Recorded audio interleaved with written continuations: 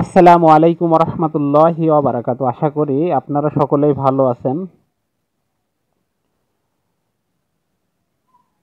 আজকে শুক্রবার, পবিত্র জুম্মা মুবারক।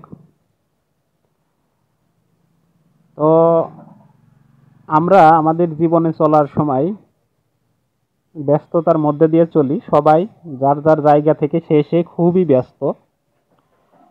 আমরা যদিও মনে করি যে অমুক হয়তো ফ্রি আছে বা ওনার কাজ নাই বা উনি বৃথা সময় নষ্ট করছে, কিন্তু না, তার কাছ থেকে সে বেশ ভালো সময়, তার কাছ থেকে সে খুবই ব্যস্ত এবং তার সময়টাও তার কাজের মধ্য দিয়েই সে কাটাচ্ছে। তো এই জন্যই আমরা এটা কখনোই মনে যেন না করি যে আমরা হচ্ছে ফ্রি সময় কেউ কাটাই বা কেউ হয়তো একেবারে বেকার, এরকম না। যার যার জায়গা থেকে সে আহ, ব্যস্ত। এটাই হচ্ছে মূল কথা, যে যার যার জায়গা থেকে সেই ব্যস্ত আছে আর কি। তো এর ভিতর থেকে আমরা পরকালের জন্য কিছু করার চেষ্টা করি, যেহেতু একেবারেই আমাদের জীবনটা সীমিত সময়ের জন্য।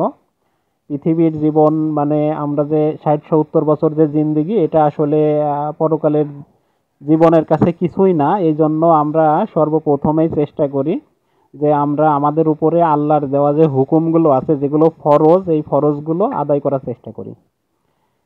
আর এটা একটা ধরনের প্রশ্ন মাঝে মধ্যেই মানুষের কাছে শুনতে পাই, সেটা হচ্ছে আপনার যে আমি তো পড়তে পারি না, কোরআন পড়তে পারি না, হাদিস পড়তে পারি না, এই কারণে আমি হচ্ছে কিভাবে কি করব।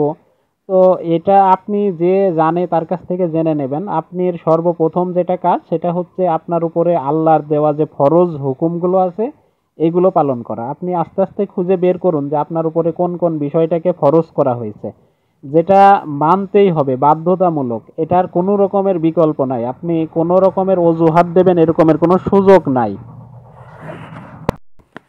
এই কারণেই প্রথমেই আমরা চেষ্টা করি আমাদের উপর ফরজ করা হয়েছে যে হুকুমগুলো, সেই হুকুমগুলো পালন করার। তারপরে আস্তে আস্তে সুন্নাতগুলো যেগুলো আহ, আছে, এগুলো আমরা খুঁজে খুঁজে বের করি এবং এগুলো আমল করি। আর বিশেষ করে ফরজগুলো একটু যেন ফরজ থেকে বিচ্ছিন্ন না হয়, কারণ ফরজ থেকে আপনি যখনই বিচ্ছিন্ন হবেন তখনই আপনি ধর্ম থেকে তো সরে যাবেনই, বা এখানে আপনার কোনো রকমের উপায় নাই। যেহেতু পৃথিবীর মালিক আল্লাহ, এই পৃথিবীটা তৈরি করছে উনি এবং আমাদেরকে সৃষ্টি করছেন উনি, আমাদের সৃষ্টিকর্তা। তাই ওনার হুকুম আমাদেরকে মানাটা যতটা মানে এর চাইতে জরুরি পৃথিবীতে আর কোনো কিছু নাই। তাই ওনার দেওয়া হুকুমগুলো আমরা মানার চেষ্টা করি, মানে এখান থেকে পিছপা হওয়ার কোনো রকমের সুযোগ নাই। আল্লাহ সবাইকে তৌফিক দিক তার দেওয়া হুকুমগুলো পালন করার। আল্লাহ না চাইলে তো সম্ভব না। আল্লাহ অবশ্যই আমাদেরকে হেদায়েত দিক, আমরা যেন পরিপূর্ণভাবে তার হুকুমগুলো মানতে পারি। তবে আপনি যদি না পড়তে পারেন তো অবশ্যই যে পড়তে পারে তার কাছ থেকে জেনে নিন।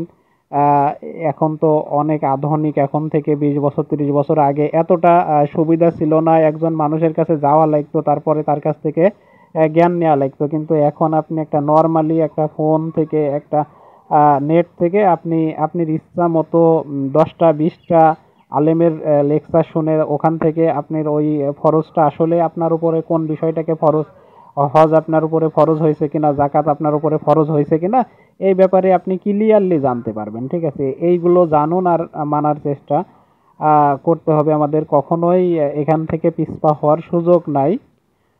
তো আলহামদুলিল্লাহ, যতটুকু আহ, শুনলাম, যদি কেউ পারি একটু এতটুকুই আমল করার। আর হচ্ছে আমার ভিডিওটি যারা কষ্ট করে দেখলেন তাদেরকে অসংখ্য ধন্যবাদ।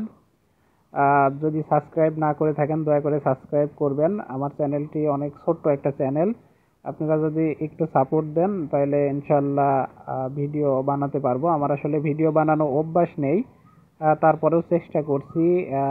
ভুল হলে অবশ্যই ক্ষমা করবেন। ধর্ম নিয়ে কথা বলা আসলে আল্লাহ বলছে যতটুকু আমি জানি এতটুকু যেন আমি মানুষের ভিতরে প্রচার করি, এজন্যই বিশেষ করে বলা। এটা দাওয়াতি কাজ হিসাবে নেবেন, কেউ ভুল হলে ক্ষমা করবেন আর কি। আসসালামু আলাইকুম রহমতুল্লাহ।